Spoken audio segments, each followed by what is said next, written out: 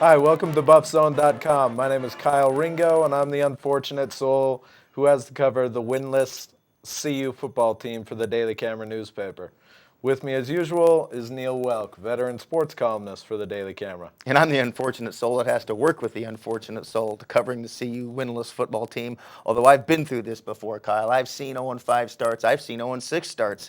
And the only question now is how soon are they going to dig themselves out of this hole? Neill, the last time the Buffs won a football game, Gary Barnett was the coach. And Barnett surprised everybody last week at Missouri by showing up at the team hotel on Friday night about 12 hours before game time to say hello.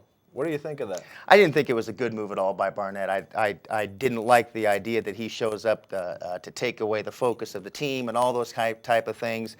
I can't imagine any other coach doing that. I've gone through a list in my head of coaches that have been fired, coaches that have been removed from the program, and would any of those coaches have done that? Would they have stopped by the team the night before a big game, Big 12 opener at Missouri on the road, and kind of provided a distraction for the team? And I just can't think of any other coach that would have done that. And I was a little surprised that Barnett did that. I don't think it was a good move on his part, but if you look at what Gary left the football team with this year, it speaks volumes of where the program is right now. Gary Barnett did not leave a full cupboard of players by any means, and they're paying the price right now. Yeah, we'll talk a little bit more about that in a minute. First, we should just clarify that Gary Barnett was in Missouri. He's a Missouri alum. He was there for a fundraiser, and he did call ahead and ask Dan Hawkins' permission to come by and say hello to some of his former players and former assistant coaches. But yeah, you're exactly right. I mean, I can't help but think that was a distraction, or at least the potential for a distraction. The night before the Big 12 opener, and I was kind of stunned to see that happen. But I guess the thing that bothers me, Kyle, is he lives here he has a place here in Colorado, up by Fort Collins. He could have stopped by practice at any time. There's a lot of different times he could have stopped by and seen his former players, his former coaches. But to choose to do it the night before a game on the road, Big 12 opener, I thought was not a good move on his part, and it just seemed it was a little bit of Gary Barnett wanting to get a little, self-aggrandization to say, hey, I'm still Gary Barnett, and gee, don't you wish I was still the coach here?